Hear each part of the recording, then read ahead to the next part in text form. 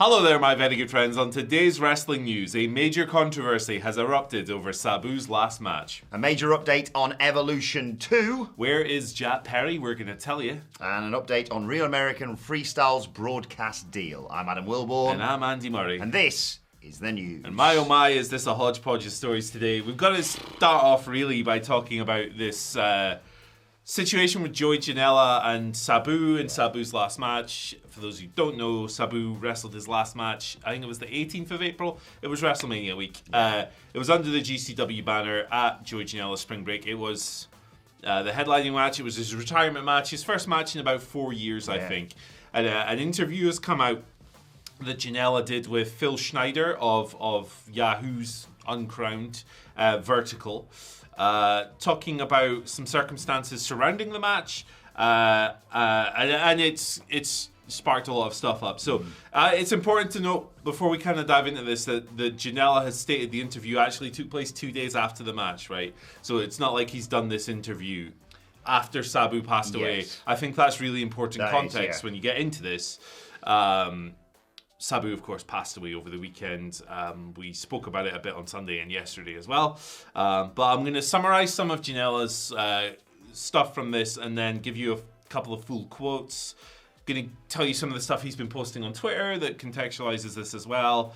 And I mean, it's not really something you editorialize. No, we're not going to be talking more about our thoughts on this. No, exactly. So basically, Joey, talking about Sabu, with Phil Schneider, said that he was pretty confident that Sabu was fine heading into the match. He said his team, Sabu's team, said he was ready to go. But 2 hours before, on the day of the show, he gets a call saying that Sabu can't walk. Said his team said that he had a knee problem and his feet were bleeding, and he wasn't coming to the show. So Joey was feeling like he was going to be embarrassed, the biggest embarrassment of his career. He was going to have to go out there in front of 2,000 people and say that Sabu's going to no-show his retirement match, basically. 1 hour into the show, he said to Sabu's team, just get Sabu here. Sabu's team gave him a drug called Kratom, which I don't know much about, but upon reading, it's apparently an energy booster, like a pain reliever, and it's used when people are apparently transitioning off opioids and stuff. But Sabu had tweeted about using this Kratom in the past as well. So according to Sabu's team, he hopped off the bed and he got to Spring Break 2 hours into the show. Janela, a quote from him here. When he arrived, Sabu was on a different effing planet. Everyone in backstage was like, what the F? Is this match going to happen? And my God, did it happen. He went into some details then on how Sabu got knocked out during the match itself. I'll read that quote too. He was definitely out cold. He was done. They were telling me there was no way. The refs were communicating to me that there's no way he's continuing the match. Like, holy S. That is the one time you want the barbed wire to stop you. Yeah, if you haven't seen the spot, like, he went flying into a bunch of barbed wire, but he out of the ring, but he properly knocked his table and stuff. Yeah, he probably knocked his head. He just blew right through it, and then the Sandman came out, and that was all Sabu needed. Then the resurrection happened. Jesus resurrected 2 days later, the anniversary. Couldn't effing believe it, dude. He was ready to go again. I guess that concussion knocked him back into 1996 or something. I don't know. And those Joey's exact words. Now, understandably, this has sparked a lot of stuff up on the socials and Reddit and anywhere that wrestling is discussed.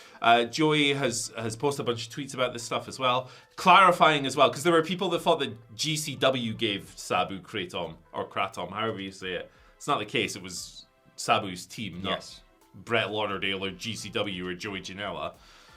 He also posted the following. Sabu was a grown man. He did what he had to do to get out there. I took care of him to the best of my ability. I didn't think what happened halfway through the match would happen. It was all to get him one great payday and one last shine in the spotlight. That night wasn't about me. It was about Sabu, and I wouldn't change a thing. He's also made another big post that, again, I think it's important to try and cover everything. He's trying to clarify things, isn't he? With stuff like this, I think it's important to give you the full perspective and not just, give you this narrow thing. Joey said, I'm truly devastated over this. This was, I think it must have been like a few hours after the interview went out. He said, I'm truly devastated over this, and this whole deal has really affected me.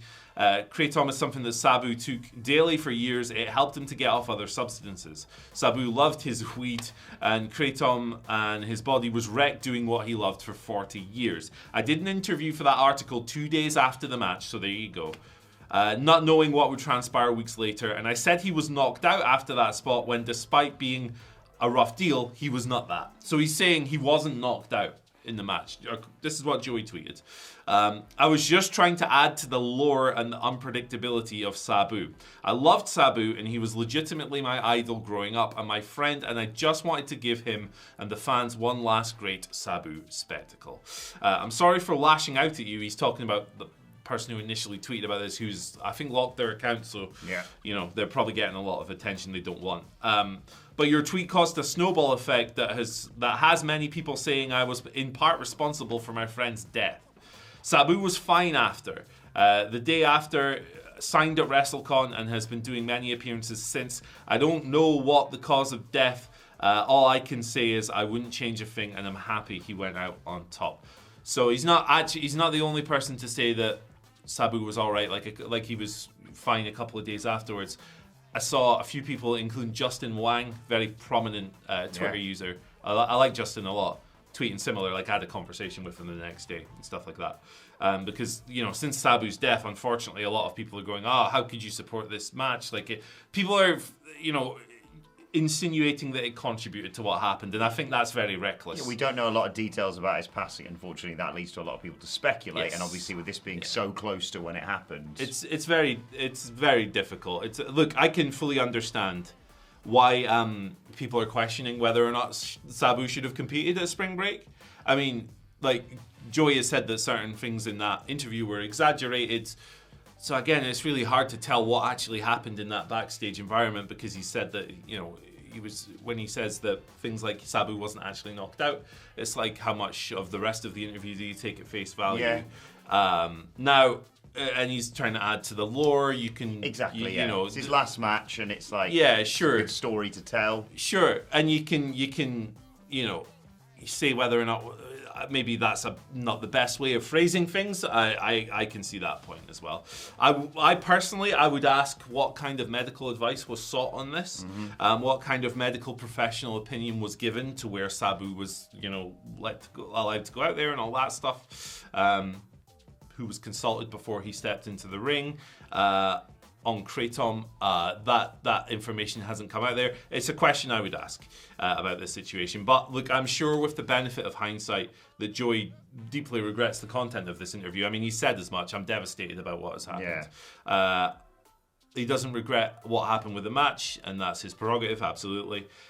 This whole thing just makes me quite sad, and I think it's a real shame that this is kind of like the story coming out of Sabu's passing, unfortunately. Yeah. So we're not going to sit here and proffer opinions on this, because it's quite clear to me that there's still quite a lot to come out on this. Yes, exactly. And whether or not it actually does is no guarantee either way. So we'll just wrap this one up by once again saying rest in peace, Sabu, and thoughts, prayers, good wishes to everyone impacted by this, including his family, friends, fans, and anyone who came into contact with him.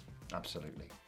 Right, let's bring you a bit of an update on Evolution 2 now. Loads of speculation on that this year, and some interesting reporting from both PW Insider and Fightful with regards to what we can expect and when we can expect it. PW Insider reporting there's been talk of a second WWE Evolution running the same weekend as both Saturday night's main event, they're every bloody month it seems at the moment, for an Atlanta double shot this summer. That day also coincides with All In Weekend on the 12th of July, of course. Fightful actually reached out to some talent within WWE with regards to what they know about Evolution 2, and unanimously said the idea of a second Evolution show has not been brought up to them, but they've seen the internet speculation. All signs do seem to point to this being kept quite heavily under wraps, but I hope it happens, and I do think it's going to happen. Yeah. It makes sense. The women's talent that they have across WWE, and you could bring in TNA talent, etc., is just more than justification for Yeah. You could throw any old show together, but the storylines that they could have on this show could be incredible. Yeah, for sure. Like, I'm in full support of Evolution 2 happening, 100%. I think I loved the first one. Yeah. I thought it was a great pay-per-view. It was great, and everyone was like, "When's the second one?" What? Yeah. What? 7 years later? Is that how long it's been? I think so. Was it 2018? Feels like that. Yeah, I think so. Yeah. So 6.5, 7 years. It's crazy. Right. So, fan perspective. Right. If you're a wrestling fan and you watch a lot of different companies and you don't care about the tribal BS, and your personality is not "I love this company and hate this company," all of this happening on the same weekend rocks. It's like, can you imagine? Right. Because we already know.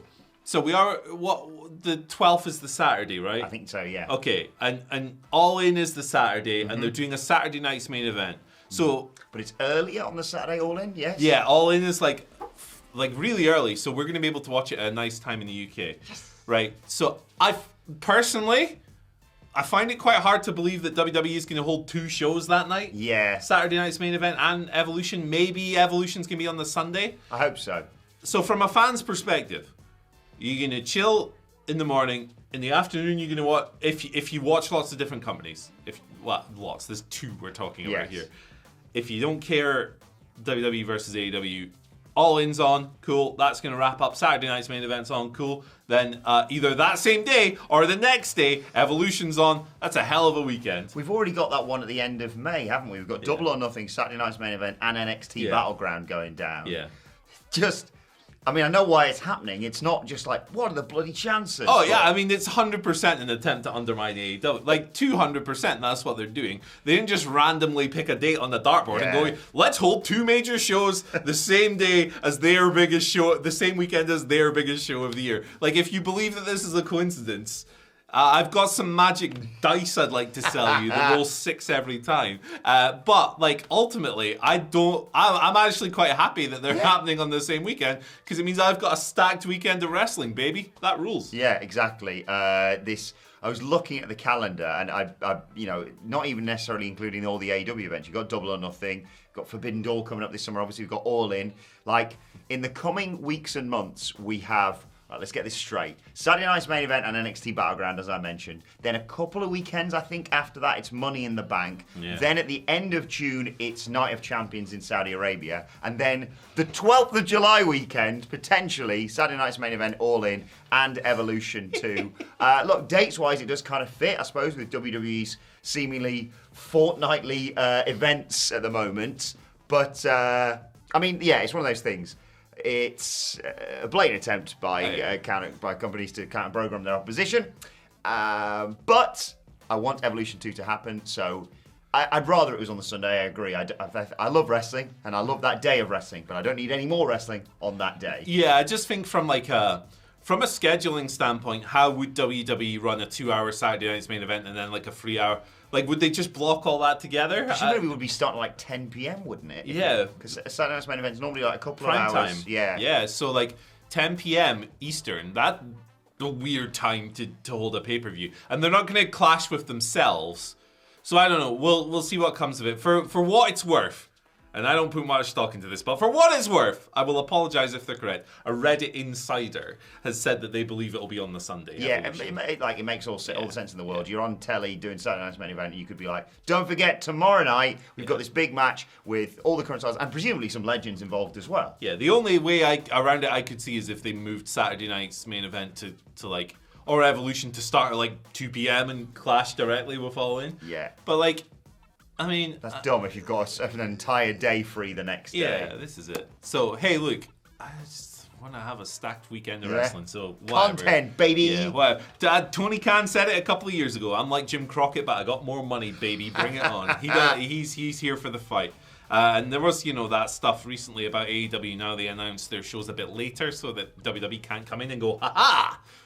Well played. Yeah, it's fun. They're a competition. They simply are. You can't deny it. They're fighting with each other. They're competing for wrestlers. They're competing for fans' attention. It's how it is, baby. It's good. It's good. It's Reno Gattuso. Sometimes maybe good. Sometimes maybe. Mm-hmm. He must be the most quoted man on this. Definitely show. Regular quote. It's right up there. I don't know if we can use that clip. It's short enough. Let me look into that. Because we just put it in, shouldn't we, instead of just saying it? There's a button here. Yeah, the press the Gattuso button. And maybe not today, Ryan, No. but we'll look into it. Right, Jack Perry. Where's he? Yeah, what's going on with him? He's not been seen since January. Jesus, it's been that long. Yeah, so he last wrestled on the 5th of January at Wrestle Dynasty. His last AEW match was in November. That was losing the Teebs title. Finish me off. Not the TBS title, the TNT Teebs, title. Yeah, the Gary Teebs. That was against Daniel Garcia. He's not been seen since. Sean Ross Sapp was asked about this as part of a Fightful Q&A. Sean said the following. I haven't heard that he was injured. The last I heard, he was supposed to have a little program with Kenny Omega upon Kenny's return, and it didn't happen. Last I saw, he's making cool in his backyard. Oh, yeah. Like forging stuff, forging iron, things like that. Yeah, I really like the video of him making his title belt. Yeah. That was really cool, where he like messed it up and all that stuff. So, hey, I guess if he's not going to wrestle, Jack Perry has a promising career as an ironmonger. Yes. Ahead of him. Are they still doing the like unique TNT title stuff? Like is Adam Cole's now like a PlayStation controller or something? It's a chug. Yeah. What is a chug? I don't know. Or like I don't know, a place to hold all of his Uno cards. I don't know. But I love Uno, man. yeah, Jack Perry's an interesting one, wasn't he? Because like I've got mixed emotions about him. I kind of just want him to go back to not just go back to being Jungle Boy, but being a babyface, basically. I wasn't a huge fan of his heel work. I think it was probably the right call to not have him be the first person that Kenny Omega faced on his return. Kenny's doing great stuff since he came back, obviously. But there's obviously a role for Jack Perry to play, and he's a very talented individual. Yeah. So I think maybe, just pure speculation on my behalf, AEW's trying to find the right slot to bring him back into, because you've got, the Young Bucks are back, you've got Omega, you've got Hangman Page, all that elite stuff's going on. Personally, I'd keep him away from all that, and I'd just have him come back and just be a baby face, because that was the best version of Jack Perry. Yeah, for sure. Like, I think this was worth a try. Yeah, absolutely. Like the face, that smug face when he was getting the hug after he returned. I was like, oh my God. I'd punch him in the face. Yeah. He'd kill me. But... Yeah, exactly. I would punch him in the face and then run away. And then he'd catch me because I'm fat and slow. Yeah. And he would ruin me. But yeah, I think it was definitely worth at least trying to lean into this Nepo baby, heel, elite guy storyline. I just don't think it's worked. Like, the imagery of it's weird. The boss is why... I don't understand why every match ends like, finish me off. Yeah. Like, if it happens like once, fair enough. It's happened a lot more than once, my guy. I agree. I think he's a talented dude. I think he's better suited to being a face. I think they should find a way to make him a baby face again, and I don't think that the scapegoat thing worked. No, I think I'm glad that they tried it, and it made sense with all the stories that was going on at the time, obviously. But yeah, I'd get him as far away from the elite as you can. I wouldn't have him like feud with them or anything like that. I'd just have him come back and be like, do you know what? I'm going back to the jungle and finding my dinosaur friends. Luchasaurus is all right, by the way. Drives his bus to the jungle. Yeah, and then I don't know, melts it down in his forge. There you go, perfect. And forges a hang glider, and then he swoops into the arena on his return. Yeah. Why not? With But let Luchasaurus. us know who you'd like to see Jack Perry work with when he does eventually come back, because, yeah, like you say, he's obviously ready to come back by Sean's words there in terms of not being injured, but it's finding the right position for him. What was that promo we cut? It's like, I'm banging the baddest in the building. No, it's not you, Jack. Nope. That's not right. That's not right. Anyway. Anyway. That's a terrible thing. A terrible thing that shouldn't be on the internet. Finally, Andy, what you gonna do when Real American Freestyle gets a broadcast deal? That's right, we've just tried to lighten the mood somewhat with our final story today. We all saw the stuff, and it was kind of exciting until we saw the third man as to what the hell that Bischoff Hogan thing was going to be. I agree with Michael Sidgwick on this one, personally. I was hoping the third man to either be A, Vince Russo, funny, or B, Conrad Thompson, brilliant individual, which would mean we'd get a regular podcast and regular Hulk Hogan lies. We would be doing triple news stories, baby, because every week there'd be something new. Oh, turns out Hulk Hogan, I don't know, invented Madison Square Garden. There you go. Yeah. That's what we were going to get. Did you know that when Brock Lesnar was in the UFC, it wasn't actually Brock Lesnar, it was Hulk Hogan in a costume? There you go. Did you know Hulk Hogan's actually Ultimate Warrior's dad? That was the big story that no one told you ahead of WrestleMania. Anyway. But they are doing real American freestyle, of course, instead. Yep. And Eric Bischoff is confident they are going to get a broadcast deal. He was on Monday's episode of the Errol Helwani Show talking about the promotion's debut, which takes place on August 30th. A bit of extra information. Apparently, the promotion looking to run events once a month, basically. Yeah. But Bischoff's, when asked about the broadcast side of things, he said, as a matter of fact, after we've done with this, I have a call with a major platform that everybody would know about and recognise. We may end up there, we may not. We are going to end up on a platform on August 30th. We're in discussions with 2 different platforms. Like I said, over the next 45 minutes, I'm confident we're going to get land a streaming opportunity. It may well be cable broadcast, but time will tell. Sounds very confident, Andy, that they are going to be all across our screens with real American freestyle. Yeah, I mean, we are 100% going to cover the first episode of this. It's going to be. I mean, look. Let's not beat around the bush. This is going to be an unmitigated disaster. There's no chance in hell this takes off. And I think Eric's. People like to say Eric's a dumb guy. He's not. He's a very smart guy when it comes to manipulating opinion. And his wrestling opinions are wild, but I don't think he believes 90% of them. I think he just puts them out there because he knows it's going to get attention. When it comes to doing that stuff of getting attention and getting clicks, he's a very smart guy. I think that this whole situation, right? I think that there's a money guy somewhere. Some corporate entity went, we got this idea, we need some wrestling guys to promote it. I think Hogan and Bischoff wanted the bag, baby. And that's why they're promoting it. I think Eric knows it's doomed. I don't know if Hulk knows it's doomed because I don't know what planet he lives on most of the time. What's the other guy? Is he Martinez? That sounds about right, yeah. I don't know enough about him to possibly comment. I think he's got the wrestling pedigree, obviously. Yeah, he's MMA trainer. He's coached world champions and stuff like that. So that side of things he's real taken dude, care of. Yeah. Legitimate dude. So it sounds like it's going to be some kind of like hybrid of pro wrestling and like freestyle or amateur wrestling. I mean, it's going to be a disaster. We are going to cover the first show because funny. Did you notice in this interview, Hogan's first sentence was a lie as well, straight up. Just a numpty. He goes, well, brother, the last time I was in Los Angeles, 6th of January, the last time I was in Los Angeles, brother, I was playing the Hollywood gimmick, I had the black beard, brother. No, you didn't. Check this. I can remember it. We can look it up, but I can literally remember you walking out there with a black beard and a black T-shirt on. Real American beer. Yeah, close enough. How's that going? Yeah. Should we check the review on Untapped? It's been a while. It's been a while Poor since we've done that. Jimmy, God. You've got there and wave a flag behind him. He's really getting booed. Jimmy Hart had a bad day. It's going to be really interesting, this, like you say. I agree. I don't have high hopes for Real American Freestyle because obviously I understand what they're doing as well because like the whole thing is amateur and freestyle wrestlers. That is a route into professional wrestling. Yeah. Kurt Angle being the most obvious example in terms of like someone who's come through that and has the in-ring pedigree, and then you add all the snazziness around it. Yeah. But we're starting at the beginning here. Someone's going to come out and they're going to do just freestyle wrestling, which there is a niche for that, no question. Not as big for professional wrestling, obviously, but there's an audience out there for it. But like, are we going to get pyro? Are we going to get ring introductions? I think that's the gist. Like, it's going to be like freestyle wrestling with a wrestling promotion. So maybe get promos, stuff like that.